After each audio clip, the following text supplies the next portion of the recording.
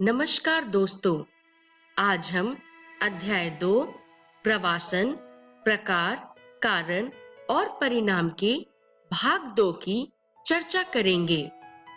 तो दोस्तों, इस वीडियो में हम देखेंगे प्रवासन में स्थानिक भिन्नता तथा प्रवासन के कारण। तो दोस्तों, आइए शुरुआत करते हैं प्रवासन में स्थानिक भिन्नता से। दोस्तों, महाराष्ट्र, दिल्ली, गुजरात और हरियाणा ये ऐसे राज्य हैं जो प्रवासियों को आकर्षित करते हैं। इन राज्यों में मुख्यतः प्रवासी बिहार तथा उत्तर प्रदेश जैसे राज्यों से आते हैं। दोस्तों, आगे बढ़ते हुए प्रवासन की स्थानिक भिन्नता में ही हम चर्चा करेंगे कि महाराष्ट्र में प्रवासियों की संख्या सबसे अधिक है, जो है 23 लाख। इसके बाद जो राज्य आते हैं वो है दिल्ली, हरियाणा और गुजरात। चलिए दोस्तों, प्रवासन में स्थानिक भिन्नता को जारी रखते हुए अब हम देखेंगे उत्प्रवासियों की संख्या। तो दोस्तों, सबसे ज्यादा उत्प्रवासी होते हैं उत्तर प्रदेश से, जिनकी संख्या है -26 लाख। दूसरे स्थान पे आता है बिहार, जहां पे उत्प्रवासियों की संख्या है -17 लाख।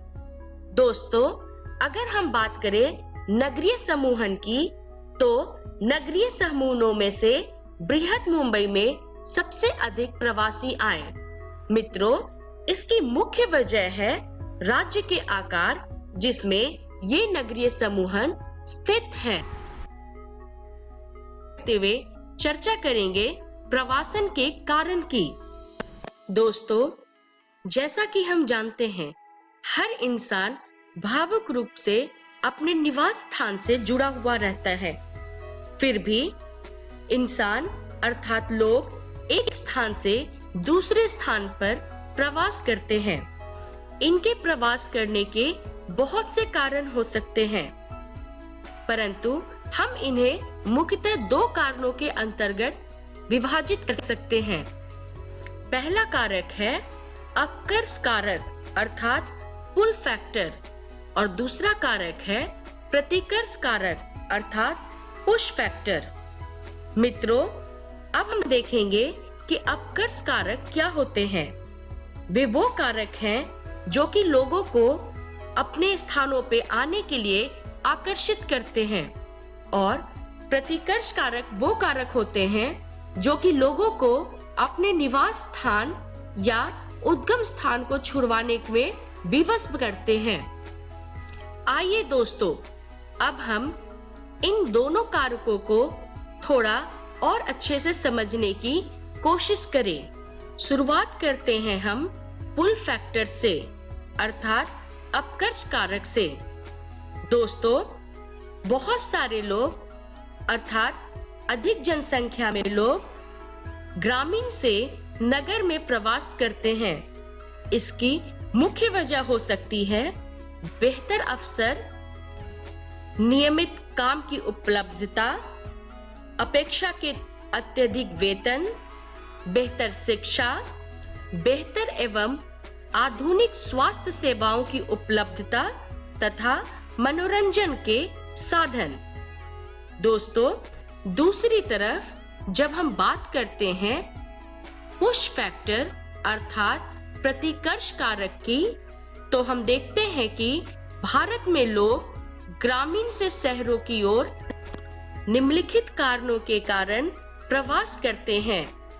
ये कारण हो सकते हैं गरीबी, अत्यधिक जनसंख्या के कारण कृषि भूमि पे दबाव, आधारभूत सुविधाओं की कमी जैसे कि स्वास्थ्य सेवाओं की कमी, अच्छी शिक्षा की अव्यवस्था, और अन्य कारक हो सकते हैं जैसे कि बाढ़, सूखा, चक्रवातीय तूफान, भूकंप, सुनामी।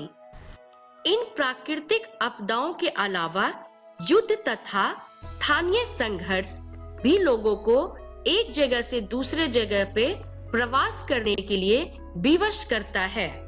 चलिए दोस्तों, अब हम आगे बढ़ते हैं। दोस्तों, जैसा कि हम जानते हैं, पुरुष तथा स्त्री के प्रवासन के दोनों के अलग अलग कारण हो सकते हैं। तो आइए हम इस चार्ट के द्वारा इन कारणों को समझने की कोशिश करें। दिए गए चार्ट में 0 से 9 वर्ष में पिछले निवास के अनुसार पुरुष प्रवासन के कारण दिखाए गए हैं।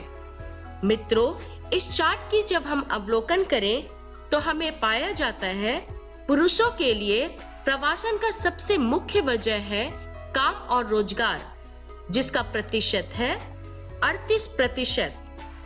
उसके बाद जो मुख्य वजह आती है वह है परिवार के साथ जाना, जिसका प्रतिशत है 25%।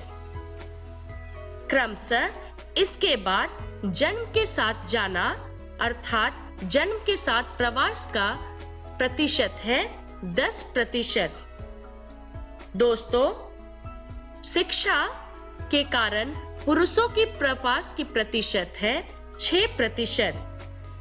शादी के कारण प्रवास की प्रतिशत है 2% और बिजनेस के कारण अर्थात रोजगार या व्यापार के कारण प्रवास का प्रतिशत है 3% तथा अन्य प्रतिशत है 16%। तो दोस्तों, हमने देखा कि किन किन कारणों के कारण और कितने प्रतिशत पुरुष प्रवास करते हैं। इसी तरह अब हम 0 से 9 वर्ष पिछले निवास स्थान के अनुसार महिला प्रवासन के कारणों की चर्चा करेंगे।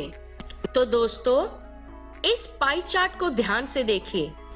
इसको देखने से हमें पता चलता है कि 65% महिलाएं विवाह के कारण प्रवासन करती हैं और 19% महिलाएं परिवार के साथ प्रवासन करती हैं।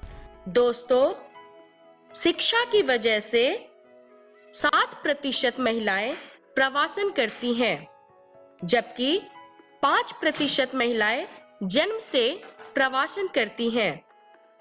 अन्य में 7% आते हैं और रोजगार के लिए सिर्फ 3% महिलाएं प्रवासन करती हैं। इसी प्रकार बिजनेस अर्थात व्यापार के लिए सिर्फ 1% महिलाएं ही प्रवासन करती हैं। तो दोस्तों, इस पाई चार्ट के अध्ययन से हमें पता चला कि किन कारणों से और कितना प्रतिशत महिलाएं उन कारणों से प्रवासन करती हैं। तो मित्रों, इस वीडियो में हमने सीखा प्रवासन में स्थानिक भिन्नता तथा प्रवासन के कारण, और अगली वीडियो में हम सीखेंगे प्रवास के परिणाम। तब तक के लिए धन्यवाद।